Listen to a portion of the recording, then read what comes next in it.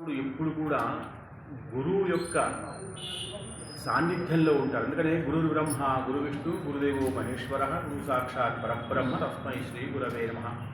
పరమాత్ముడి కంటే కూడా గొప్పవాడు. ఎందుకనంటే పరమాత్ముడిని ప్రయత్నం చేసి పరిచయం చేసేది ఆ యొక్క గురువే కాబట్టి గురు బ్రహ్మ అన్నారు. అందుకనే బ్రహ్మ విష్ణు మహేశ్వరులకు కూడా అధిష్టాన దేవత ఎవరంటే గురువు.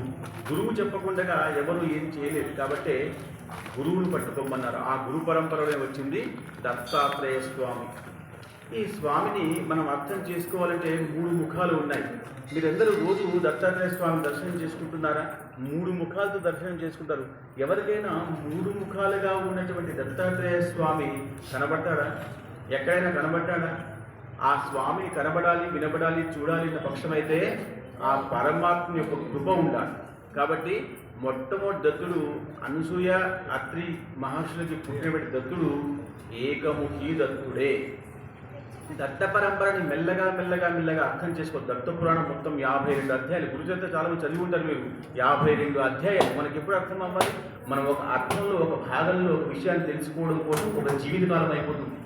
కాబట్టి అలా కలియుగంలో అవకాశం లేదు కాబట్టి కనీసం ఆయన ముందర ఉన్నప్పుడు మనం ఆ స్వామిని అడగాల్సిన విషయం ఏంటంటే జ్ఞానము. భగవంతుడు దత్తావతారం జ్ఞానావతారం అని చెప్పడం జరిగింది. గుర్తుపెట్టుకోండి. రాముడు ఒక వరమిస్తాడు, కృష్ణుడు ఒక వరమిస్తాడు, విష్ణువుతో అవతారంగా ఉన్నటువంటి ప్రతి ఒక్క నరసింహస్వామి ఒక అవతారం ఇస్తాడు. కానీ అన్ని అవతారాల కంటే గొప్ప అవతారం గురు అవతారం. ఎందుకంటే జ్ఞానం కాబట్టి. అందుకని జ్ఞానావతారము. స్వామి దగ్గరికి వచ్చి కొబ్బరికాయ పెట్టి ప్రదక్షిణలు వేసి నాకు ఇల్లు కావాలి, బిల్డింగ్ కావాలి, ప్రమోషన్ కావాలి, పిల్లలు కావాలని చెప్పకూడదు. ఏం కావాలని చెప్పాడా? జ్ఞానము. ఎందుకంటే ఆయన జ్ఞానావతారం కాబట్టి ఎవరి దగ్గర ఏముందో అదే ఇస్తాడు పరమాత్ముడు. కాబట్టి ఈయన పుట్టుకనే అలా ఉంది. ఎక్కడ పుట్టాడు? బద్రికావనంలో పుట్టాడు. అరణ్యంలో ఏం కావాలి మనకు అందరికీ? బ్రతకాలి అంటే జ్ఞానము. కాబట్టి జ్ఞానావతారిగా ఆ స్వామిని చెప్పడం జరిగింది. కాబట్టి దత్తాత్రేయ స్వాముల యొక్క జన్మ మార్గశిర మాసంలో అయింది. ఈ మార్గశిర మాసం గొప్పగా ఎందుకు చెప్తారంటే కృష్ణ పరమాత్మ చెప్పినాడు కాబట్టి. ఎందుకు? మార్గశీర్షం అహం, నేనే మార్గశీర్షుడు. మాసానికి ఏంటి పేరు? మార్గశీరం. నేనే మార్గశీర్షుడు. కృష్ణ పరమాత్మ చెప్పాడు. అలా కార్తీక మాసం గొప్పది అంటాం, మార్గశిర మాసం గొప్పది అంటాం, వైశాఖ మాసం గొప్పది అంటాం, తర్వాత మాఘమాసం గొప్పది అంటాం. అన్ని మాసాలు గొప్ప అయితే మార్గశిర మాసం ఇంకా గొప్పది ఎందుకు? ఎందుకంటే ఏ జ్ఞానం అయితే చెప్పాలో పరమాత్ముడు చెప్పినటువంటి జ్ఞానం మనకు అర్థం కావాలో ఆయన చెప్పిన ప్రకారంగా పుట్టే మాసం మార్గశిర మాసం కాబట్టి ఆ మాసంలోనే గీతాజయంతి చేస్తాం, ఆ మాసంలోనే దత్త జన్మ చేస్తాం. దత్తాత్రేయ స్వాములు పుట్టింది మనకందరికీ కూడా జ్ఞానం ఇవ్వడం కోసం కాబట్టి స్వామి దగ్గర జ్ఞానం అడగాలి. ఒకప్పుడు ఏమైందంటే పరమాత్ముడు చూడండి, పరమాత్ముడు పుట్టాలి అంటే సంకల్పం కావాలి, గొప్ప విషయం కావాలి, ఆరాధన కావాలి, శక్తి కావాలి, అన్ని కావాలి. మనం విగ్రహం తీసుకొచ్చి పెట్టేసి దత్తుడు ఇక్కడికి వస్తాడా? మీ అందరి భక్తి వల్ల దత్తుడు అక్కడికి వస్తాడు. దత్తుడు గానగాత్రంలో ఉన్నాడు. ఇప్పుడు కూడా మనం అంటామని దత్తాత్రేయుడు ఇప్పుడు కూడా ప్రత్యక్ష భావంలో ఉంటాడు. ఎప్పుడు కూడా కనబడుతూనే ఉంటాడు. ఎవరికి? భక్తులకి. మనం విగ్రహాల్లో చూస్తున్నాం కాదు, దత్తాత్రేయుని జ్ఞానంతో మనసులో చూడాలి. మీకు కొన్ని విషయాలు ఇవాళ గుర్తుపెట్టుకుంటే వచ్చే పూర్ణిమ వరకు చాలా విషయాలు మీకు అర్థమవుతాయి. దత్తాత్రేయ స్వామి ఇలాగే విగ్రహ రూపంలో కనబడాడు. ఎక్కడ కూడా ఉన్మత్త వేషాయమ, ఎక్కడ గురుచరిత్ర చదివినా, ఎక్కడ దత్తపురాణం చదివినా దత్తుల వారు ప్రత్యక్షంగా ఇలా ఉండడం కనబడలే. ఎక్కడ కూడా తాగుబోతుగా, తిరుగుబోతుగా, శ్మశానంలో విభూతి పెట్టుకొని అలా కనబడ్డాడు. అలా కనబడ్డ పక్షంలో పరమాత్మ నీలో ఏదో జ్ఞానం ఉంది కాబట్టే నువ్వు నాకు కనబడకుండా ఉన్నావు. నేను అజ్ఞాని కాబట్టి నాకు జ్ఞానము స్వామి అంటేనే ఇస్తాడు, లేకపోతే ఇవ్వడు. బాగా గుర్తుపెట్టుకోండి. పరమాత్ముడు ఎప్పుడు కూడా నేను ఇలా ఉన్నా అని చెప్పేసి 3 ముఖాలతో 6 చేతులతో రాడు. వచ్చిన వాడు ఎప్పుడు కాదు. గుర్తుపెట్టి ఉన్మత్త వేషాయ మనకి పేరుంది. సహస్రనామాల్లో పేరుంది బాల ఉన్మత్త పిశాచ. ఆయన పిశాచాల్లో ఉంటాడు. శివుడు ఎలా ఉంటాడు అలా ఉంటాడు ఆయన కూడా. కాబట్టి ఆయన్ని పట్టుకోవాలంటే ఏం కావాలా? జ్ఞానం కావాలి. ఆ జ్ఞానాన్ని మనం అడగాలి. దేనివల్ల జ్ఞానం వస్తుంది? సర్వావస్థాన్ వివర్జిత. అన్ని విషయాలు వదిలిపెట్టినే జ్ఞానం వస్తుంది. మీరు గుర్తుపెట్టుకోండి. నాకు ఇది కావాలి అంటే జ్ఞానం కాదు, స్వార్థం. నాకు ఇది కావాలి, నాకు ఇలా ఉండాలి అని చెప్పుకుంటూ ఉంటే పరమాత్ముడికి అది జ్ఞానము కాదు, అది అజ్ఞానము లేదా స్వార్థము. కాబట్టి స్వార్థపడికి పరమాత్మ ప్రత్యక్షం అవ్వడు. ఏమిటి? ఎందుకు ప్రత్యక్షం అవుతాడు? రాక్షసుడికి ప్రత్యక్షం అవుతాడు. బాగా చూడండి, హిరణ్యకశిపుడికి, రావణుడికి, వీళ్ళందరికీ భగవంతుడు ప్రత్యక్షం అయ్యాడు. దేవుడే వచ్చాడు, స్వతహాగా బ్రహ్మదేవుడే వచ్చాడు. శివుడు రావణుడు కనబడేవాడు, మాట్లాడేవాడు. ఎందుకు? స్వార్థపరుడు కాబట్టి. స్వార్థపరులకు పరమాత్ముడు కనబడతాడు, కానీ ఆ స్వార్థం తొలగించడం కోసం, మళ్ళీ ఆయన జ్ఞానం రావడం కోసం పరమాత్ముడే ప్రయత్నం చేస్తాడు. కాబట్టే రావణుడు రాముడి యొక్క చేతిలో వధయ్యాడు. అవునా? ఎప్పుడది జ్ఞానం సంపాదించుకున్నాడు కాబట్టి. ఎప్పటివరకైతే జ్ఞానం రాదో అప్పటిదాకా మోక్షం రాదు. మీరు భగవద్గీత చాలామంది చదివి ఉంటే మొదటిది ఆయన చెప్పేది ఎప్పుడు కూడా జ్ఞానయోగము, దాని తర్వాత కర్మయోగము, దాని తర్వాత భక్తి యోగము. 3 యోగాలు ఈ రకంగా ఉన్నాయి. మనం మొట్టమొదటిసారి భక్తి యోగంలోకి వెళ్ళిపోతాం. ఏం చేస్తాం భక్తి యోగం అని? టెంకాయ, పసుపు, కుంకుమ, అక్షంతలు, ప్రదక్షిణలు, పూలదండాలు ఇవన్నీ మనం చేస్తాం. ఇవి చేయడం వల్ల ఎక్కడికి వెళ్ళాం మనం? భక్తి యోగాలు. ఏమని చెప్పుకుంటాం మనం? భక్తులందరికీ సూచన. అంటే మీరు ఇక్కడ ప్రాంగణంలో ఉన్న వాళ్ళందరూ కూడా ఎవరు? భక్తులే. కానీ భక్తి యోగం రావాలి అంటే మొదలు జ్ఞానయోగం రావాలి. జ్ఞానం ఉండాలా వద్దా? ఎలా పూజించాలి పరమాత్ముడిని అనేటువంటి జ్ఞానయోగం. అందుకనే భగవద్గీత చెప్పింది జ్ఞానయోగము.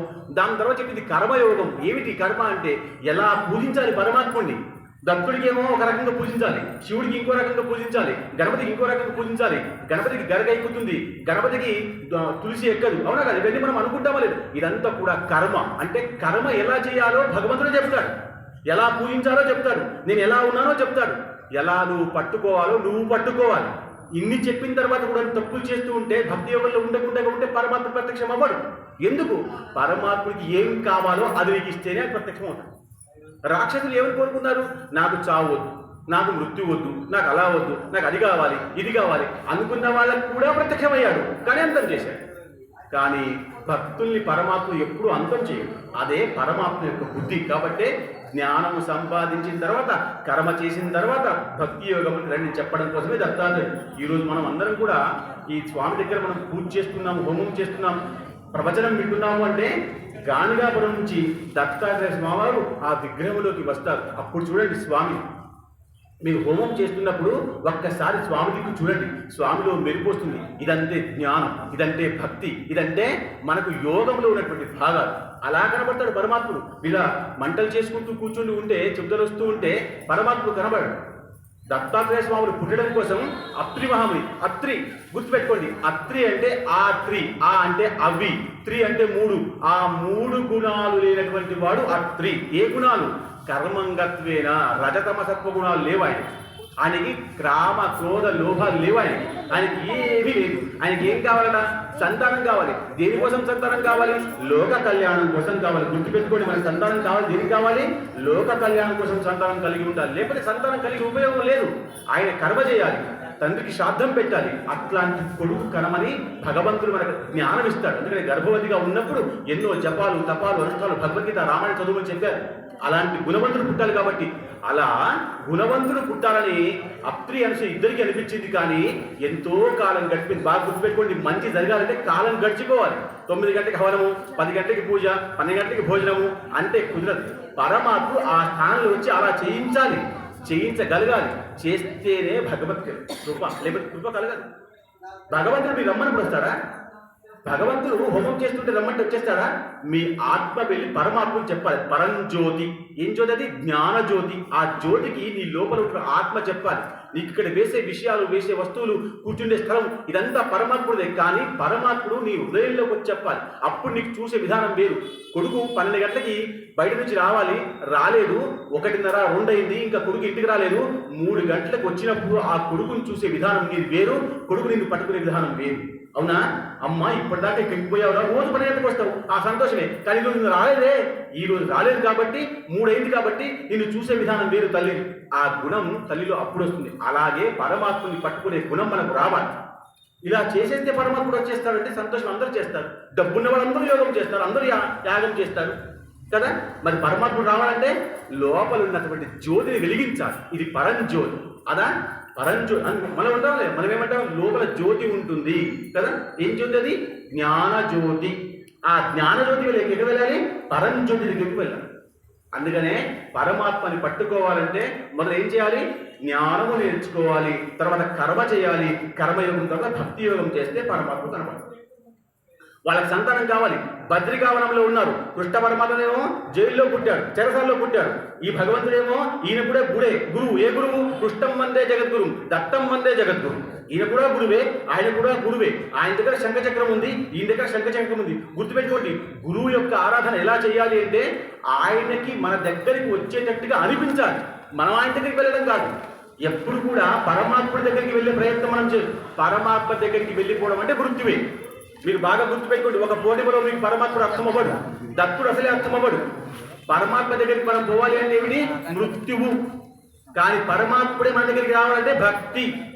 కాబట్టి గుర్తుపెట్టుకోండి, పరమాత్ముడే మన దగ్గరికి రావాలి. అలా మంచి కొడుకు పుట్టాలని బద్రికావనంలో అత్రి అంశులు ఇద్దరు కూడా అనుష్ఠానం చేస్తున్నారు. ఎలా చేస్తారు అనుష్ఠానం? ఒక్క కాళ్ళ మీద నిలబడి ఆ పరమాత్ముడి కోసం అనుష్ఠానం చేస్తున్నారు. ఏం కావాలా? సంతానం కావాలి. ఎందుకు? భార్యకి సంతానం కావాలని ఇచ్చ పుట్టింది కదా. ఏమని? నాకు సంతానం కావాలని ఇచ్చ పుట్టింది కాబట్టి భార్య యొక్క కోరికను తీర్చే బాధ్యత భర్తది. అప్పటి నుంచి ఇప్పటి వరకు కూడా సరేనా? అలా అనుష్ఠానం చేస్తుంటే ఒంటి కాల మీద నిలబడి అనుష్ఠానం చేస్తున్నాడు ఆ యొక్క అత్రి మహాముని. ఉంటే కొంతకాలం తర్వాత 100 సంవత్సరములు. ఎంత? 100 సంవత్సరములు. గుర్తుపెట్టుకోండి, మనం 15 నిమిషాలు స్వామి దగ్గర కూర్చోలేము. మనకు సమయం లేవంటే మనం నాకు టైం లేదు.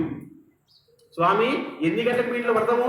12 గంటలకు వ్రతము. ఎన్ని గంటలకు భోజనాలు? 1 గంటకి. 1 పూజ వచ్చేస్తా తిరిగి వెళ్ళి. మనకు పరమాత్ముడు కనబడతాడా? పరమాత్ముడు దొరుకుతాడా? మీరు పరమాత్మ కోసం వస్తున్నారా? మీకు వ్రతం ఉంటే ఏమని చెప్తారు? మా ఇంట్లో వ్రతం ఉంది, కథకు రండి అంటారు. ఎవరు వెళ్తున్నారు కథకి? యజమానులు మాత్రం ఇద్దరు కూర్చుంటున్నారు కథకి. వాళ్ళకు కూడా దృష్టి కథ మీద ఉందా?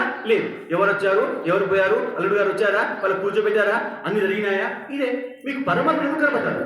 కలియుగంలో పరమాత్మ కనబడాలి అంటే ధ్యాస పెట్టాలి. ఏది? హోమం లేదు, యజ్ఞం లేదు, హవనం లేదు, జపం లేదు, అనుష్ఠానం లేదు. మనం ఎక్కడికి వెళ్ళాం? మనం ఇంట్లోనే ఉంటాం. ఆ ఇంట్లో ఉన్న పక్షంలో కూడా పరమాత్మని పట్టుకో. చాలా మందికి దేవుడి గది లేదు.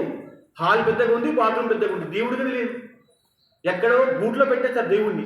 ఆయన దిగలేడు, కిందికి రాడు దేవుడికి అన్ని మనమే చేయాలి. నైవేద్యం పెట్టినా అల్టిమేట్ ఒలిచి ఇవ్వాలి పరమాత్ముడికి. అది కూడా భక్తి యోగం. పరమాత్ముడు ఒలుచుకొని తినడు. పరమాత్ముడికి అరటిపండు పెట్టినా మెత్తగా ఉన్న పక్షంలో కూడా ఒలిచి ఇస్తే సక్కరిస్తే పెడతాడు. ముందుకు తీసుకొని వెళ్ళాలి. అప్పుడు కూడా పరమాత్మ గొప్ప చూపించారు. అలాంటి పరమాత్ముడు పుట్టాలి అంటే ఎంత అనుష్ఠానం చేయాలి? అంత అనుష్ఠానం 100 సంవత్సరాలు ఇద్దరు చేశారు. ఎవరు? అత్రి అంశులు. కొంతకాలం తర్వాత అక్కడ 3 ముఖాలతో ఉన్నటువంటి ఒక వ్యక్తి, బాగా గుర్తుపెట్టుకోండి, ఒక వ్యక్తి వచ్చాడు.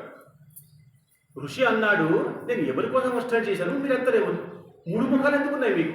మీరు బాగా 3 ముఖాలు అంటే 3 అవతారాలు.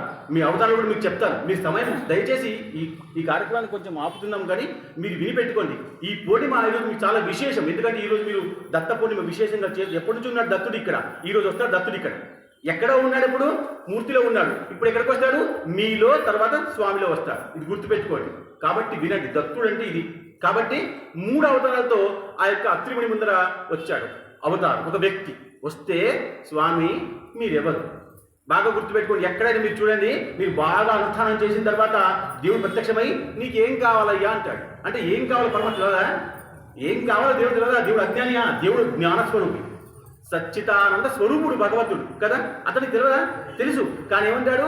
అసలు నువ్వు ఇంకా ఏం కోరుకుంటావో చూద్దాం, నీలో ఇంకా స్వార్థం పోయిందా లేదా చూద్దాం అన్న ఉద్దేశంతో పరమాత్మ ప్రశ్న వేస్తాడు. ఏమని?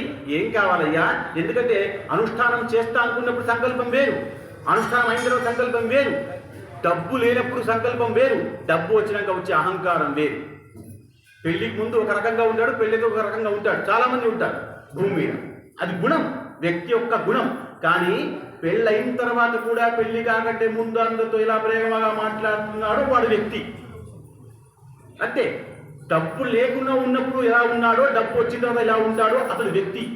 అలాగే జపం కంటే ముందు వ్యక్తి ఎలా ఉన్నాడో, జపం తర్వాత వ్యక్తి ఎలా ఉన్నాడో వ్యక్తి. కాబట్టి ఆయన ఏమన్నాడు?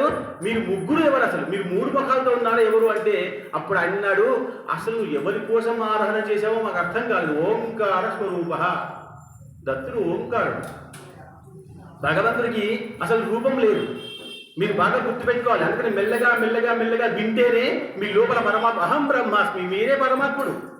పరమాత్ముడు ఎవరు? మీరే. మీలో పరమాత్ముడు ఉన్నాడు కాబట్టి మీ శక్తి ఉంది. మీకు దయ ఉంది, మీకు జాలి ఉంది, కరుణ ఉంది, అన్నీ ఉన్నాయి. మీకు దయ, కరుణ, జాలి, ప్రేమ, మమకారం, వాత్సల్యం, గౌరవం మీకు అందరికీ ఉందా లేదా? ఉందంటే మీరే పరమాత్ముడు కదా. ఇంకా పరమాత్మని పట్టుకోవడం ఏంటి? కానీ లోపల ఉన్న పరమాత్మని మళ్ళీ పట్టుకోవాలి. మనలో మనమే వెళ్ళాలి. అదే స్వాధ్యాయము. లోపల మనమే వెళ్ళాలి. మనలో పరమాత్మను వెతకాలి. మనం ఎక్కడో వెతుకుతాం గుళ్ళల్లో కాదు, మనలో వెతకాలి. అలా కూర్చున్నాడు. మీరు ఎవరు అంటే నేను ఓంకారాన్ని అనుకున్నాను, మీరు ముగ్గురు వచ్చారు, మీలో అసలు దేవుడు ఎవరు? అప్పుడు ఆయన అన్నారు, నువ్వు ఓంకారాన్ని అనుష్ఠానం చేశావు కాబట్టే మేము వచ్చాం. నువ్వు శివుడు అంటే చాలా మంది శివుడే ప్రత్యక్షం అవుతాడు, బ్రహ్మ అంటే బ్రహ్మే ప్రత్యక్షం అవుతాడు, విష్ణు అంటే విష్ణువే ప్రత్యక్షం అవుతాడు. కానీ నువ్వు 100 సంవత్సరాలు ఓంకారాన్ని మాత్రం అనుష్ఠానం చేశావు కాబట్టి మేము ముగ్గురం ఒకసారి వచ్చేసాం. ఒకరు రావడం కూడా జీవితకాలం పోతుంది. ఒక బ్రహ్మని ప్రత్యక్షం చేసుకోవడం కోసం 1000 సంవత్సరాలు అనుష్ఠానం చేస్తారు. ఇప్పుడు కూడా ఇంకా చాలా మంది అనుష్ఠానం చేస్తున్నారు వనాల్లో. అలా మేము ముగ్గురం ఒకసారి వచ్చాం. ఎందుకు? నీ భక్తికి మెచ్చి. ఏమిటి నీ భక్తి? నిస్వార్థం. ఏమిటి నిస్వార్థం? కొడుకు కావాలి, కానీ లోక కళ్యాణకారి కావాలి. నా కొడుకు ఏం కావాలి? కలెక్టర్ కావాలి. నాకేం కోరిక? కలెక్టర్ కావాలి, అంతే. నాకు డబ్బులు రావాలి, నాకు ఉద్యోగం రావాలి, ఆ కొడుకు పెళ్లి కావాలి, మంచి సంతానం కావాలి. స్వార్థం.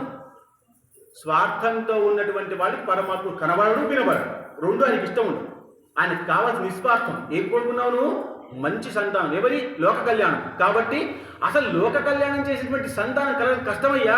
మేము ముగ్గురం కలిసి వస్తేనే కొంచెం సాధ్యమేమో. బాగా వినండి. అందుకని రజతమ సత్వగుణాలు ఉన్నటువంటి గుణవంతుడైనటువంటి కొడుకు పుట్టాలి అంటే నేనే రావాలి. అలా అని నేను ముగ్గురం వచ్చేసాను. నువ్వేం కోరుకున్నావు? నిస్వార్థం. నాలో క్రామం ఉంది, ఆయనలో క్రోధం ఉంది, ఆయనలో తత్వం ఉంది. మరి ఎట్లా? మరి ముగ్గురిని కోరుకున్నావే, ముగ్గురు ఎలా రావాలి? కాబట్టి మేము ముగ్గురము ఒకటిసారి దగ్గరకు వస్తాం అన్నాడు. అని ఆ జపానికి సంతోషించి నేనే నీ దగ్గరికి వస్తాను కొడుగ్గా అని దత్త అన్నాడు. దత్త అంటే తనకు తాను దత్తత ఇచ్చుకోవడం. దత్త మనం ఏమంటాం? దత్త ప్రభువులు. దత్త అన్న పదానికి అర్థం ఏంటి? దత్త, నాకు నేనే నీకు దత్తత ఇచ్చుకుంటున్నాను. చూడండి, దత్తత మనం తీసుకుంటాం, కానీ దత్తత వచ్చాడు, అందుకని దత్తుడు. దా అంటే ఎప్పుడు కూడా ఏ సంశయం లేకుండా కూడా అన్ని వరాలు ఇచ్చేవాడు దా. తా అంటే ఇప్పుడే. నీకు పరమాత్ముడు కృప చూపిస్తే ఇప్పుడే అన్ని ఇచ్చేస్తాడు. కానీ మీరేమి అడగకూడదు, అది జ్ఞానం. దత్తడు ఎవరికి ఇచ్చిండ్రు? అత్రి అనసూయలకి తనకు తాను దత్తత వచ్చాడు. ఆ రూపం చూసిన తర్వాత స్వామి మీరు ఎవరంటే 3 అవతారాలు ఉన్నాయి కదా. ఏమిటంటే అప్పుడు 3 అవతారాలకి అనుష్ఠానం చేసింది నువ్వే. ఎందుకంటే నీకు ఏం తెలియకుండా అనుష్ఠానం చేసే ఓంకారం అన్నావు. ఓంకారం మేము ముగ్గురు ఉన్నాం.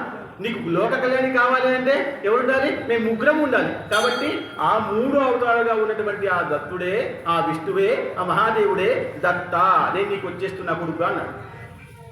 అంటే అప్పుడు అనసూయ బాగా సంతోషించింది. అయ్యా మీరు మాకు వచ్చేసే సంతోషమే, కానీ ఇలా 3 ముఖాలతో వస్తే ఎవరుంటారు? అందరూ భయపడతారు. ఇక్కడ ఎవరు కూడా ఒక ముఖం ఉండి, ఒక చెవు చిన్నగా ఉంటేనే విచిత్రంగా చూస్తారు, ముక్కు పెద్దగా ఉంటే విచిత్రంగా చూస్తారు. 3 ముఖాలు ఉంటే ఎలా చూస్తారు చూడండి. కాబట్టి ఏదో లోక కళ్యాణం కోసం కోరుకున్నామని చెప్పేసి ఇలా మీరు వస్తే స్వామి మాకందరూ కూడా, మేము వనంలో ఉంటాం కదా, వనంలో ఉన్న ఋషులు అందరూ కూడా భయపడతారు. మనకు కావాల్సింది భక్తి కదా. ఇప్పుడు శివుడు శ్మశానంలో ఉంటాడో మనం చెప్పుకుంటాం. శివుడిని శ్మశానంలో మనం పూజిస్తామా? పోనీ వెళ్ళి ఇక్కడ శివుడు ఉన్నాడని ఎక్కడ చేస్తాం? ఆలయంలో చేస్తాం. ఉండేది ఎక్కడైనా శ్మశానంలో. మనం శ్మశానంలో శివుడు పూజ చేస్తామా? చెయ్యం.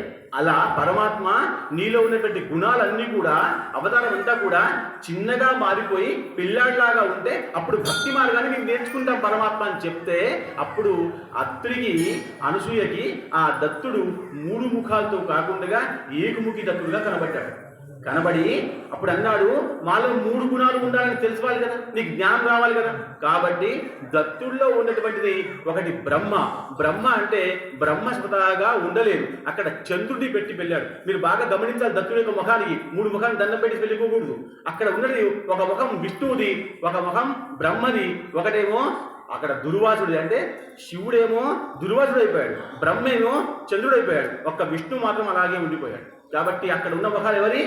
ఒకటి చంద్రుడు, ఒకటి దుర్వాసుడు, మూడవది విష్ణువు. కాబట్టి దత్తాత్రేయుడు స్వతహాగా బ్రహ్మ తర్వాత శివుడు అక్కడ ఉండలేదు. ఎందుకంటే వాళ్ళు లోక కళ్యాణం కోసం వెళ్ళిపోవాలి. కాబట్టి ఒక్క విష్ణువు చాలన్నారా లేదా?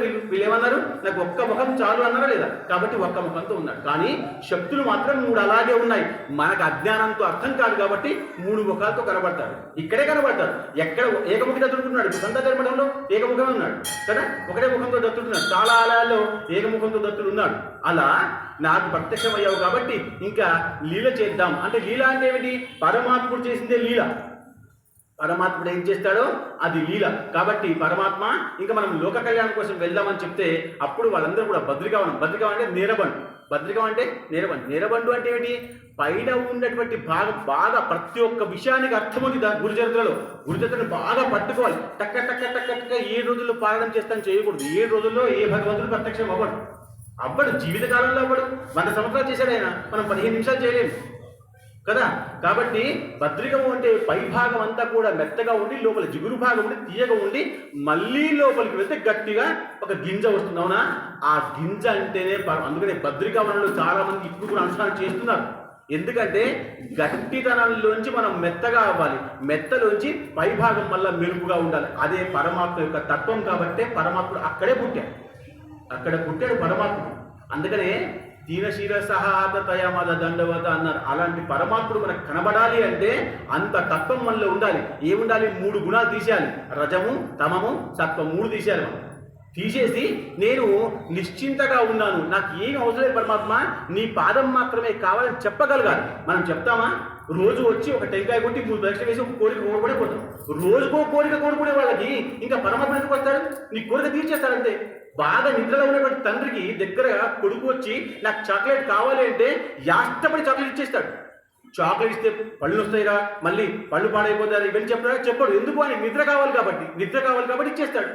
మీకు కూడా కోరిక కావాలి, కోరిక ఇచ్చేస్తాడు. ఏం కావాలి మీకు? ప్రమోషన్ కావాలి, ఇచ్చేస్తాడు. కొడుకు కావాలి, ఇచ్చేస్తాడు. కానీ పరమాత్మ ప్రత్యక్షం అవుతాడా? అవ్వడు. ఎందుకు? కోరికలు తీసుకున్నాడు కాబట్టి దేవుడా? కాదు. కోరికలు వద్దనుకునేటువంటి వ్యక్తిని వెతుకుతాడు ఆయన. అసలు కోరికలు కోరే వ్యక్తి వద్దు నా దగ్గర, నేనే ఇవ్వగలగాలి. నాకు నేనుగా ఇస్తే బాగా ఇస్తాను, కోరుకుంటే ఇంతే ఇస్తాను. కోరుకుంటే ఏం కోరుకుంటాం మనం? మనకి ఏం కోరుకోవచ్చు? మనకు కోరుకోవడం రాదు, అజ్ఞానమే. మనకి ఏం పరమాత్ముడి దగ్గర ఏం కోరుకోవాలో కూడా మనకు రాదు, అజ్ఞానం. కాబట్టి పరమాత్ముడు ప్రత్యేకమైతే ఏమి ఇవ్వాలో అది ఇస్తాడు.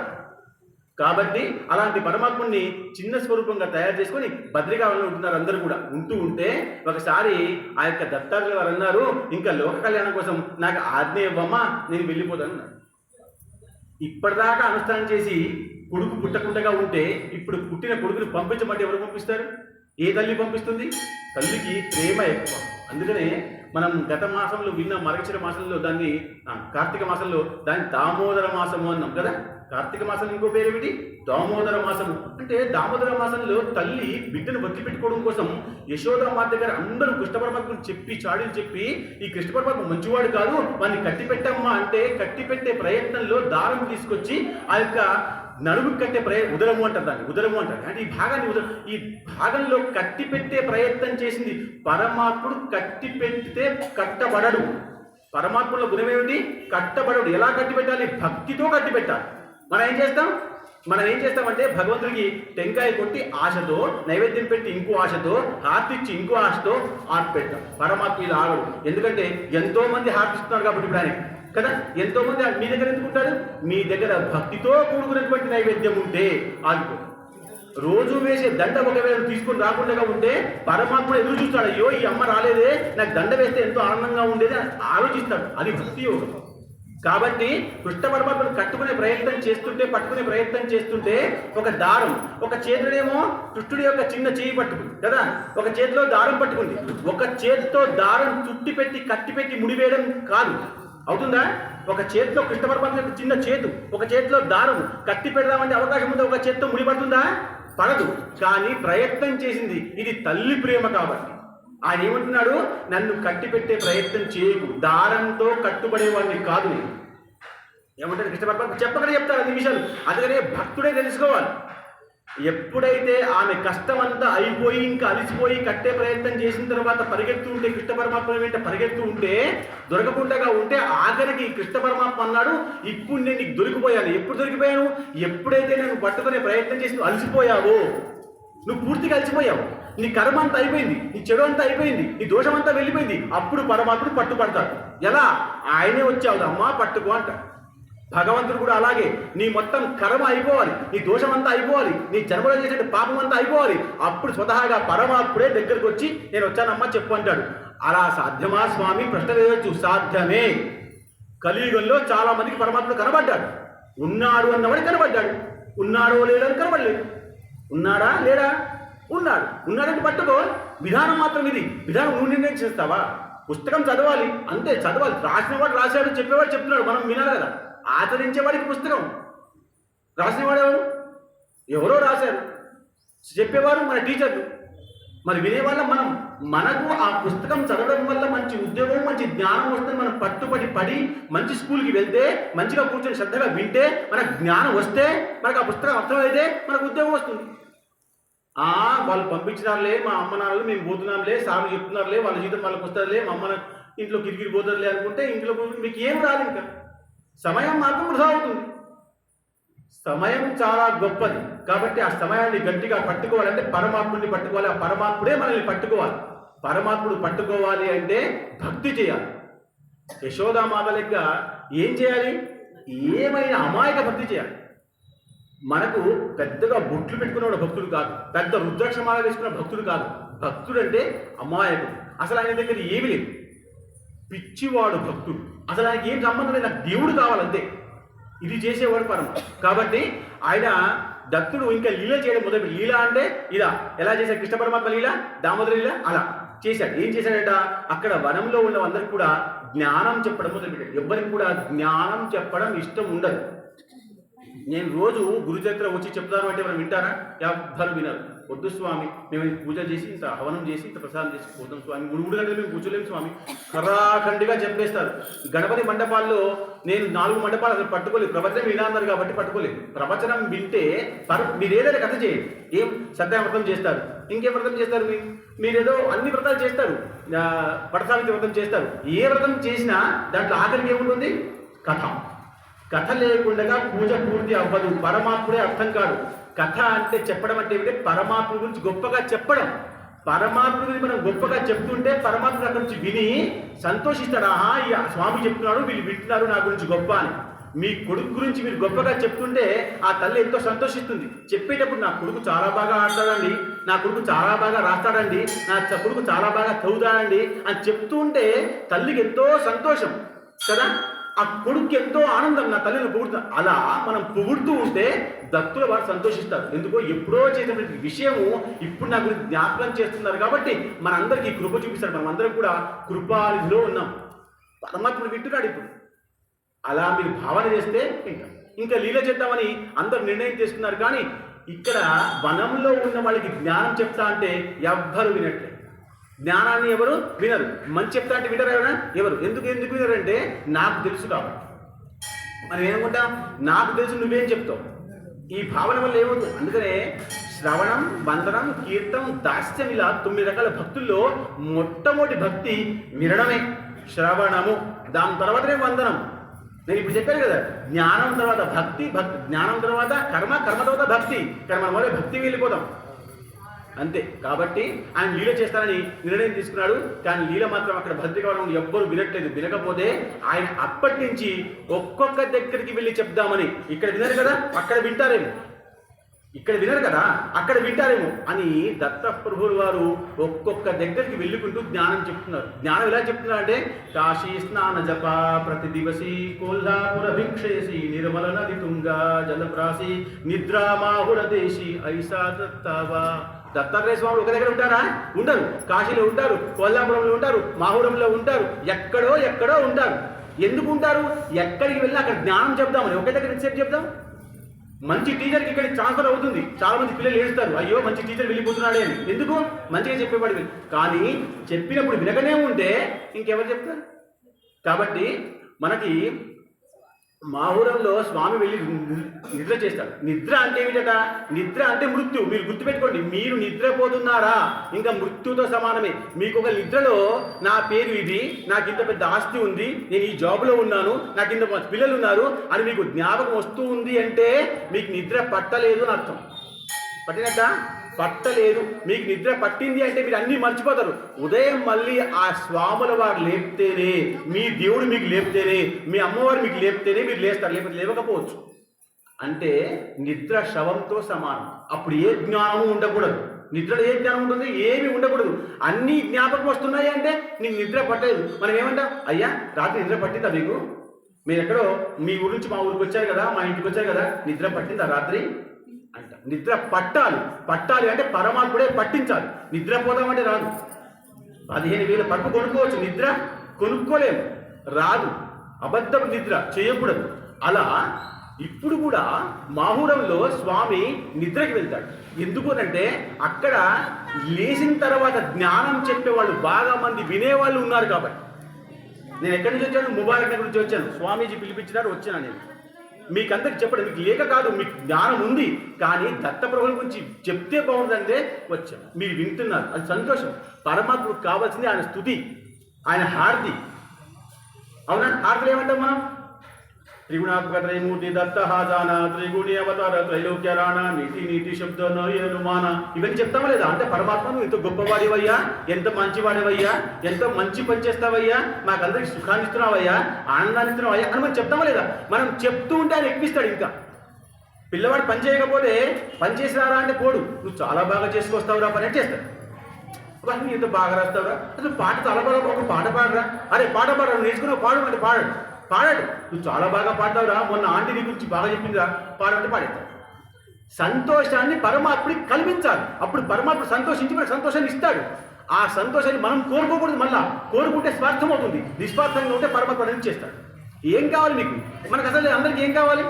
ఉద్యోగము, పెళ్ళి, సంతానము, ఇల్లు, ఇంకో జాగా, ఇంకో కోర్టు కేసు, మనకేం కావాలి? ఇవన్నీ ఇచ్చేస్తాడు.